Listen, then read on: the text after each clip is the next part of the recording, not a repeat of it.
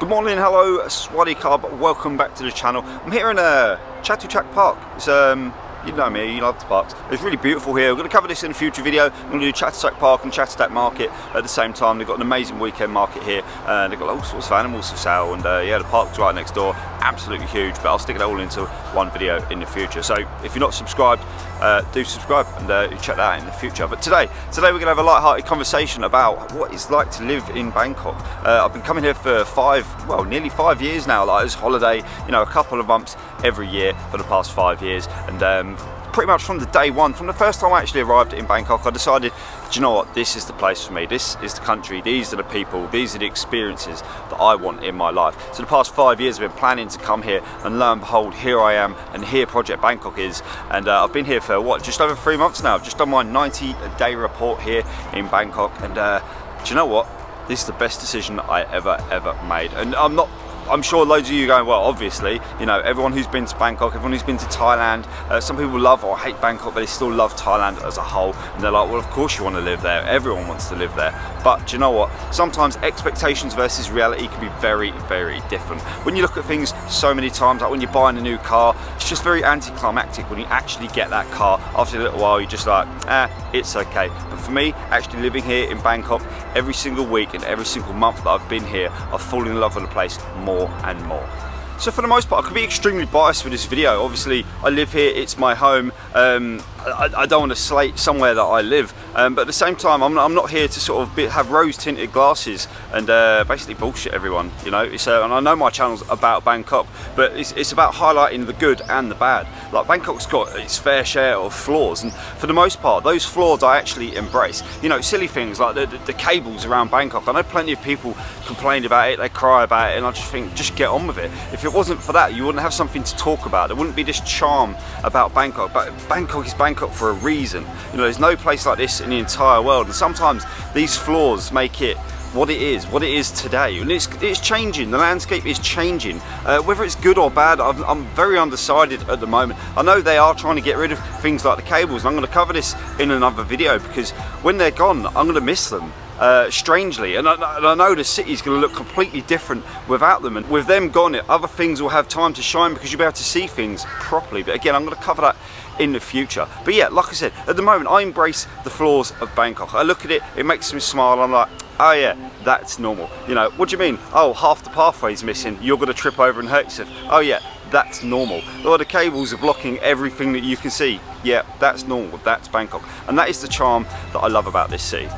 So I just got asked to stop filming myself, and this is one of the flaws. Unfortunately, like I said, no rose-tinted glasses here, and it's little frustrating things like that. But then it's the same the other way around. Like, everyone asks me, oh, what's so good about Bangkok? And it's all the little things. There's no like one big thing. And again, for like the negative things, it's not one big thing. It's just all of the little things.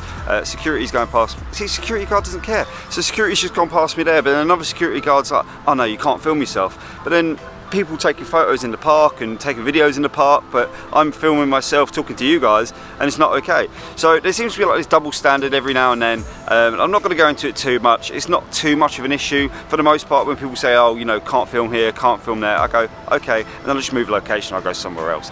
Anyway, back on topic. So basically, like I said, I come here 3 months ago, and when I first come here, I went to Onut for a couple of weeks. I'd heard that it's a really good location, and it is a really good location. But for me, doing these videos, I wanted to be more central and everything else, and this is what I covered in my condo tour video, and the reasons why I live in the Asok area and so close to both the MRT and the BTS. Now, getting a condo, I thought would be really simple here. I thought if you've got the money to pay for the rent, it would just be a case of going, right, here's the funds, here's the deposit, here's my passport, let me in. But no, they do things very differently here, and I don't know what it's like back in your home country, but I'm from the UK, and for the most part, if you can afford 2 months deposit, they don't care what you do, this, that and everything else. They might ask for some references and things like that, but here I found that every estate agent was asking me sort of really personal questions about what I do, how long I've been doing it for, what do I like to do as hobbies, and I was just thinking, really? You want to know what I do as a hobby? And apparently they were passing that on to the landlord or whoever owned the property at the time, and then it was down to them whether they wanted to take me on or not. Even if I said to them that I had a whole year's worth of rent I could pay up front for a specific condo,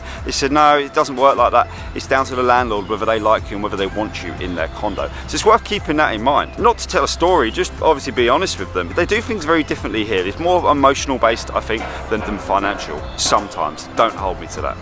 Another thing I've realised after 3 months, when I was moving here, I sort of thought, well, I don't want to get this visa, and this visa, and I'm not going to get too far into the visa that I do have, but I was quite dead against getting an educational visa because I didn't want to split up my time and be sort of stuck down and tied to doing something, going, oh, I've got to do this, you know, once a week, twice a week, or whatever it was. But now, after being here a little while, I really do want to learn the language, and I'm trying to learn from the locals as much as possible and from friends here, and I really wish I'd done an educational visa just for the first year and then moved on to what I have now. So yeah, just try and have a think about it, like whether you're doing education or self-defense. There's a few of you can do volunteer visas, things like that. Have a little think and try and think of it long term. But now that I've been here for a little while, I really do want to learn the language. Another one of the negative is finding friends here. Unfortunately, well, maybe it's the area that I live in. I live in the Sukhumvit area, and a lot of time there's a lot of tourists there and everything else. And at the moment there are a lot of expats here in Bangkok, and I've run into many people a lot of the time, and unfortunately every tourist, not every tourist, a lot of the tourists that come here are two-week millionaires. They've got a story ready, they've got a story in their head, whether they're a crypto millionaire or, you know, oh, a hedge fund manager and everything else, and you know, they're going out balling like this, you know, with different girls every night and things like that, and they still pretend to live here, and they put on this facade for a very long time. And some of these people that I meet, they seem like really nice guys, really genuine, and everything else, and have full-on conversations, and then you start to realise after about 2 weeks that they're not here anymore. So it's hard to make these temporary friends and work out between which ones are actually living here and which ones are just here on holiday and just trying to tell you like this bullshit little story, because it does happen, unfortunately. I've seen it in other people's videos. I think Bangkok Pat mentioned it as well about lying at Farang, and unfortunately it really is a big thing here, especially in Thailand. Another thing I've realised after the 3 months I've been here is Bangkok's not cheap. You can live here on a budget, and I'm going to be doing budget videos in the future. You know, living under $1,000. You could live under 500. No, I don't think you could. It would be very difficult. I'm going to try. Like, I'm going to challenge myself whether I could live here under 500, but I don't think you can. I think maybe you can live in Chiang Mai, and if like other places, even Pattaya maybe, because Pattaya can be cheaper on the rent and food and drink and everything else like that. But maybe Bangkok, I think it'd be a stretch to do 500. I've seen videos in the future, people do maybe Chiang Mai under $500 US, but I think that's a step too far. Under 1,000 is okay. You can do it for $1,000. I am spending over that, unfortunately. Originally, when I come here, I budgeted for 1,000 British pounds, which is about $1,500 US, and I'm slightly over that at the moment. But that's down to my life choices here and the way I'm doing things for the first year. And yeah, I'll cover that again more in the future. Another thing I didn't realise is how developed the technology here is in Thailand. Every year it just seems to be getting better and better. But now I'm here, I've got a Thai account, and I'd highly recommend getting one. If you're going to be here for a year or longer, get yourself a Thai account, because it's so much easier. You don't have to pay the fees when you're taking money out of the ATM machines, and also you can use the Thai QR code system. I don't think we have this in the West, or they don't have it in the UK, they don't have it in Europe,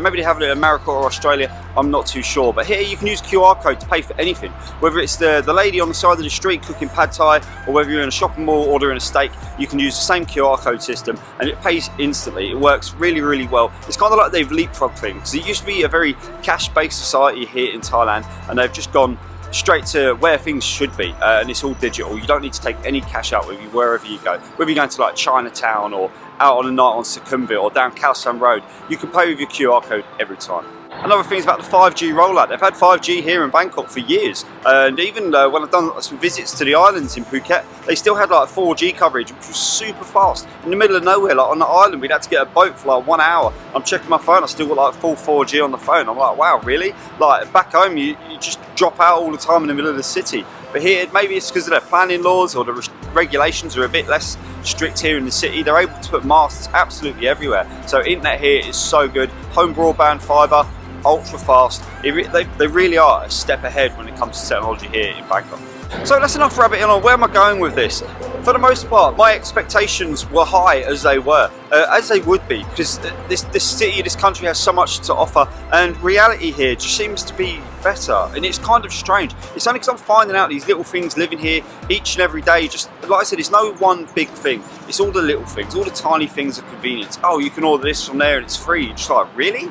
like, wow, like that's so good. And you don't realise until you spend a little bit of time here, you get to speak to more and more people, and then you learn stuff from them, and then they learn stuff from you, because literally there's so much going on at the moment. Although it seems like chaos on the outside, it's not. It's organised chaos, it's convenience, and the Thais managed to make it work. And you know, I really hope it doesn't change. It really like makes everyone's life easier. At the moment, a lot of these services are completely free, you know, so it's just a no-brainer to use them. And maybe in time things will start going up in price, but you know, it's inflation. It's going to happen. It's going to happen around the world. But at the moment, I'm just enjoying it and I'm embracing it. And yeah, just come and try things out for yourself. So I think I've rambled on enough about Bangkok and the things I like and a few things I dislike. And you know, there's pros and cons. There's pros and cons to living anywhere. Like I said, this place has gone past my expectations, and the reality is so much better. And I'm lucky enough to be able to travel around to do these videos. I'm lucky enough to spend a lot of time going to different places in Bangkok and experiencing all of the good and all of the bad at the same time, and then weighing it up and sort of letting you guys know what to expect and what the reality is. If you've got any questions, please leave comments below. I get so many comments on my videos, and I love communicating with you guys. I love getting into conversations and that. And yeah, if you've got any questions about living here, or like how much this costs or that costs, let me know. Or if there's any future videos you want me to cover as well, just take 2 seconds and say hello. My watch is telling me that I've walked 1 kilometre. I don't think so. Well, that's it for now, guys. Thanks for watching, and I will see you guys on the next one. Peace.